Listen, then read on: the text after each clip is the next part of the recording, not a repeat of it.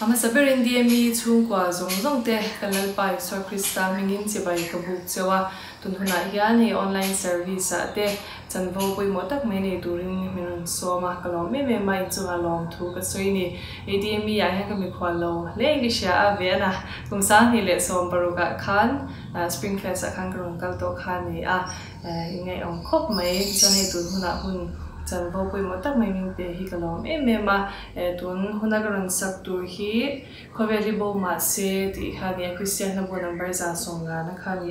hela hi chang tin mai hi atha ka ti begin tulagang Khawvel boy na le har sat na nen phechuan achang lina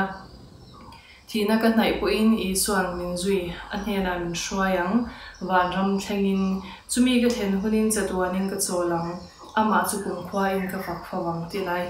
hi athamwan thang le in ka sia Delhi Mizo zone ani kan sia Thawhlâwm in thabar le don tipo kan sia thi to ping kan lo tong chai pui chewa chwang chan tu nang hun harsa le hun khirkhana hian hela Khawvel bo Mahse so kan ti la hmang hian lo in nem turin ka du chewa tin heng hun harsat le boina shiom lai tak hian lalpa nei tu ni nom zia te lalpa nei tu ni thamwan thang zia te hi anang chiang le in sia ni po hun harsat na kara heng harsat na ti hi lalpa nei nan lo mang sau zia ula abak ti thedang hi atlem si chuwang chuan thina kan nei po in I suan min zuya kan bula oma mingkal san lova kan tharau po na kina chuan anhena thamo takin acholang ti ṭhin lung pu le